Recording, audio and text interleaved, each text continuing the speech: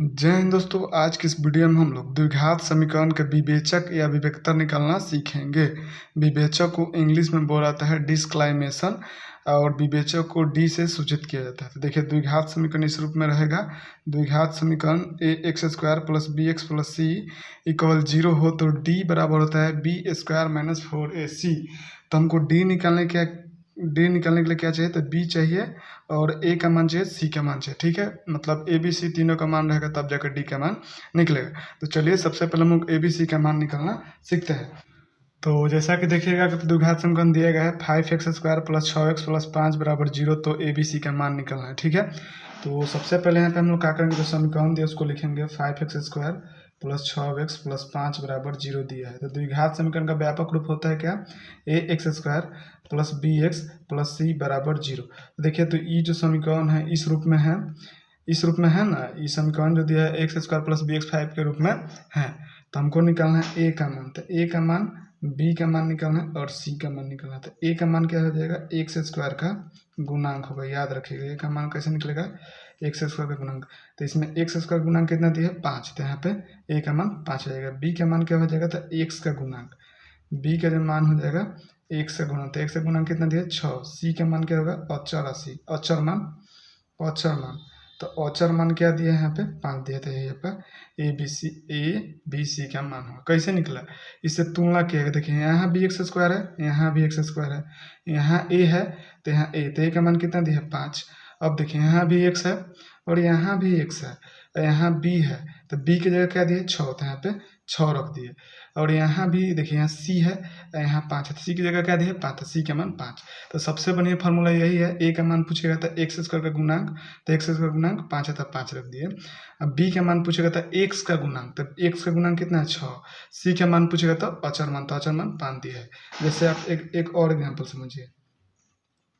जैसे मैं आपको एग्जाम्पल दीजिएगा, √3x² प्लस 6x माइनस 10 बराबर 0, तो ए बी तथा सी का मान, ठीक है, ए बी से तथा सी का मान निकालना है। ठीक, तो पहले उस समीकरण को लिखेंगे, तो इसका समीकरण को √3x² प्लस 6x माइनस 10 बराबर 0। तो इसमें ए का मान, बी का मान, सी का मान, तो ए का मान क्या होगा, x² का गुणांक, तो x² का गुणांक कितना दिया है √3, तो ए का मान √3 हो जाएगा। b का मान क्या होगा, तो x का गुणांक, तो x का गुणांक कितना दिया है 6। और c का मान क्या होगा, अचर मान, तो अचर मान कितना दिया है -10। यही आपका आंसर हो जाए। देखिए यहीं से तो निकल रहा है x² plus bx plus C बराबर 0, इस रूप में ही है। तो x² यहाँ भी है, x² यहाँ भी है, तो यहाँ a है, तो यहाँ a की जगह क्या है √3, तो a का मान √3 हो गया।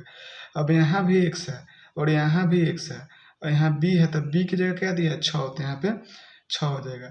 यहाँ c है, c की जगह क्या दिया है -10, तो c का मान -10 हो जाएगा। तो सिंपल याद रखना, a का मान पूछेगा तो x² का गुणांक, तो x² का गुणांक कितना दिया था √3 रख दिए। b का मान पूछेगा तो x का गुणांक, तो x का गुणांक कितना था 6, था 6 रख दिए। c का मान पूछेगा तो अचर मान, तो अचर मान कितना देता -10 देता। तो आप पहले तो a b c का मान निकालना सीखे। अब चलते हैं हम लोग विवेचक निकालते कैसे उसको जानते हैं। ठीक है, अब देखिए विवेचक निकालने का सूत्र क्या होता है, ये सब समझेंगे हम लोग। तो पहले द्विघात समीकरण ax² plus bx plus C बराबर 0, मतलब इतना के रूप में होगा तब विवेचक निकालने का सूत्र होता है d बराबर b² माइनस 4ac, यानी विवेचक को d से सूचित किया जाता है। तो देखिए अब क्वेश्चन बनाते हैं हम लोग। पहला क्वेश्चन दिया गया द्विघात समीकरण 2x² प्लस 3x प्लस 5 बराबर 0 हो तो विवेचक ज्ञात करें। ठीक है, तो पहले द्विघात समीकरण को लिखेंगे 2x² प्लस 3x प्लस 5 बराबर 0। तो विवेचक निकालने के लिए हमको क्या चाहिए, b का मान चाहिए, a का मान चाहिए, c का मान चाहिए। तो सबसे पहले a b c का मान निकालता है, तो a का मान, b का मान, यहाँ पे c का मान। तो द्विघात समीकरण का व्यापक रूप होता है ax² plus bx plus c। तो जब भी a का मान निकालना होगा तो x² का गुणांक, तो x का गुणांक कितना है 2, तो a का मान 2 मिल गया। और b का मान क्या होगा x का गुणांक, तो x का गुणांक कितना दिया है 3, तो यहाँ पे 3 हो जाएगा। c का मान क्या होगा, तो अचर मान, तो अचर मान कितना दिया है 5 दिया है। तो हम लोग का a b c का मान निकल गया। देखिए सिंपल इसे भी निकालते हैं। देखिए यहाँ भी x² है, यहाँ भी x² है, यहाँ a है तो यहाँ a है, तो a का मान कितना है 2। अब यहाँ x है और यहाँ भी x है, यहाँ b है, तो b की जगह क्या दिया 3, तो b का मान 3 हो गया। और यहाँ c है और यहाँ सी की जगह क्या दिया है +5, तो सी का मान 5 हो जाएगा। ठीक है, आप ऐसे भी कर सकते, जब भी ए का मान पूछेगा तो एक्स स्क्वायर का गुणांक 2 था तो 2 रख दिए, एक्स बी का मान पूछेगा तो एक्स का गुणांक, तो एक्स का गुणांक कितना है 3 रख दिए, और सी का मान पूछेगा तो अचर मान, तो अचर मान 5 दिया। तो हमको निकालना क्या है विवेचक, डी बराबर, तो डी बराबर होता है बी स्क्वायर माइनस 4ac, तो बी का मान कितना दिया है 3, तो 3 का स्क्वायर माइनस 4 गुण ए का मान कितना दिया है 2, और सी का मान कितना दिया है 5। अब यहाँ 3 का स्क्वायर की जगह 9 आएगा, और यहाँ से 5 दूनी 10, 5 दूनी 10 10 चौके 40। अब 40 में से 9 में से -40 घटाइएगा तो कितना आएगा -31 आएगा। तो हमको डी बराबर क्या मिला -31, यही आपका आंसर हो जाएगा विवेचक। अब चलते हैं हम लोग नेक्स्ट क्वेश्चन को हल करना सीखते हैं। तो देखिए नेक्स्ट क्वेश्चन दिया गया है द्विघात समीकरण x square minus 4x plus 3 बराबर 0 हो तो विवेचक अभिव्यक्तर ज्ञात करें। दोनों एक ही हैं, विवेचक अभिव्यक्तर दोनों एक हैं। ठीक है, तो पहले सबसे पहले द्विघात समीकरण को लिखेंगे 4x square minus 4x plus 3 बराबर 0।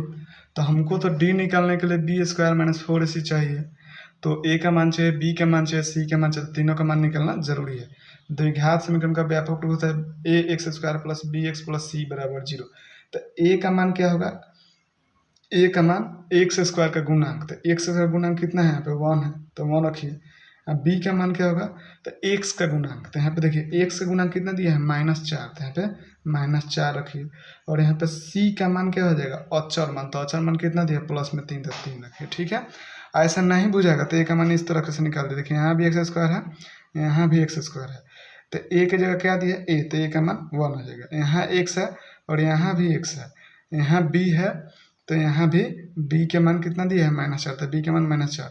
यहाँ सी है, सी की जगह क्या दिया है +3, तो सी का मान 3। अब हमको निकालना क्या है डी, तो डी निकालने का फॉर्मूला होता है बी स्क्वायर माइनस 4ac, तो बी का मान कितना दिया है -4, तो -4 का स्क्वायर 4 गुण ए का मान 1 और सी का मान कितना दिया 3, तो -4 का जब स्क्वायर कीजिएगा तो प्लस में 16 आएगा, तो यहाँ पे 16 हो जाएगा, और 4 एकम 4 4 3 12, जब 16 में से 12 जाएगा तो बचेगा क्या 4, तो डी का मान कितना मिल गया 4। ठीक है, अब चलते हैं एक और क्वेश्चन को हम लोग बनाना सीखते हैं।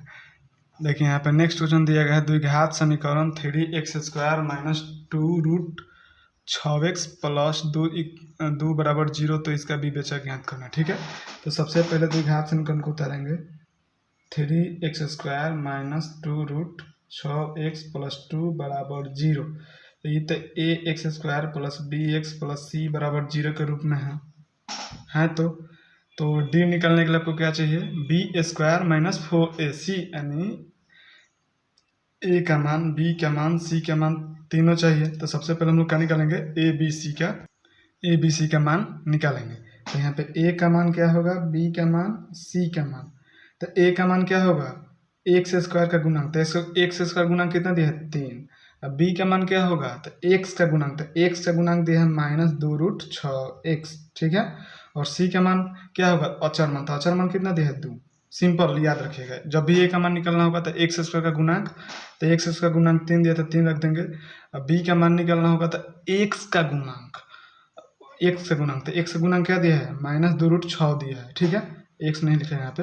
और सी का मान पूछेगा तो अचर मान होगा, और नहीं तो इस ई वाला फार्मूला याद रखिए, इससे तुलना करके निकाल दिए। देखिए यहाँ पे एक्स स्क्वायर था, यहाँ भी एक्स स्क्वायर था, यहाँ ए था तो यहाँ 3, यानी ए का मान 3 धर दिए। यहाँ भी एक्स है, यहाँ भी एक्स है, यहाँ बी का मान कितना दिया है, यहाँ बी है तो यहाँ बी की जगह क्या दिया -2 रूट 6, तो बी का मान -2 रूट 6। यहाँ सी है तो यहाँ भी सी है, तो सी के जगह क्या दिया 2, तो 2 रख दिया। ठीक, अब चलते हैं हमको क्या निकालना है डी निकालना है। डी निकालने का फॉर्मूला था बी स्क्वायर माइनस 4ac, तो बी का मान कितना दिया -2 रूट 6 का स्क्वायर माइनस 4 गुने ए का मान 3, सी का मान 2। अब इसको तोड़ना है हमको। ठीक है, तो सबसे पहले यहाँ पे देखिए, अगर यहाँ ए बी रहेगा इसका स्क्वायर कीजिएगा, इसका मतलब क्या ए पर भी स्क्वायर बी पर भी स्क्वायर, जैसा कि आपको दिया गया है। देखिए रूट के अंदर कोई भी संख्या का स्क्वायर कीजिएगा तो वही निकल के आता है। रूट के अंदर कुछ भी 4 रहेगा, रूट के अंदर इसका स्क्वायर किया तो 4 आएगा। अगर रूट के अंदर 110 रहेगा, इसका स्क्वायर कीजिएगा तो ये बाहर क्या निकल जाएगा 110। तो स्क्वायर का मतलब का ये -2 पर भी स्क्वायर होगा, तो -2 का स्क्वायर कितना हो जाएगा 4 गुना, और जब रूट 6 का स्क्वायर कीजिएगा तो क्या आएगा 6 आएगा, यहाँ पे 6 रखेंगे। क्योंकि रूट के अंदर जो भी संख्या रहेगा उसका स्क्वायर कीजिएगा तो वही संख्या आता है। तो रूट के अंदर 6 था तो 6 रख दिए यहाँ पे। अब यहाँ पे देखिए चढ़ती हैं 12, 12 दूनी के 24, ठीक। अच्छा चौका 24, 24 में से 24 जगह कितना बचेगा 0। तो डी का मान क्या मिल गया 0 मिल गया, यही आपका आंसर हो जाएगा। चलते हैं एक और क्वेश्चन हम लोग बनाते हैं। देखिए यहाँ पे समीकरण दिया गया है 2x² minus x plus 1/8 equal to 0। इसका हमको क्या निकालना है विवेचक निकालना है डी।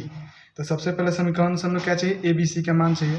तो ए का मान क्या होगा x² का गुणांक, तो x का गुणांक कितना दे 2। बी का मान क्या होगा x का गुणांक, तो x का गुणांक जो इसमें छुपा है यानी -1 किसी में छुपा रहेगा।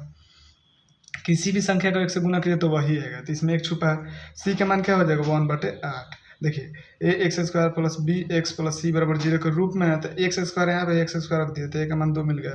यहाँ भी x है और यहाँ भी x है, यहाँ b है तो b की जगह -1 छुपा था -1 रख दिए।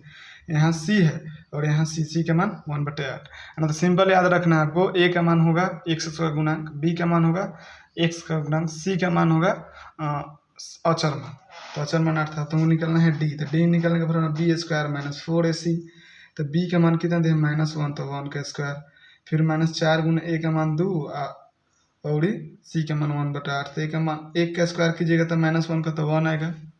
अब यहाँ पे देखिए 4 दूनी के 8 गुना 1/8, तो 8 से 8 कट जाएगा, नहीं 1 में से 1 घटेगा तो क्या आएगा 0। तो डी का मान क्या मिला आपका 0 मिल गया, यही आपका विवेचक हो जाएगा। मिलते हैं हम लोग नेक्स्ट वीडियो में। नेक्स्ट वीडियो में हम लोग जानेंगे जब डी का मान 0 होगा, -1 होगा, चाहे 1 होगा, तब उसका मूलों की प्रकृति क्या होगा। तो अगले वीडियो में हम लोग द्विघात समीकरण के मूलों की प्रकृति को ज्ञात करना सीखेंगे। तब तक ले जय हिंद।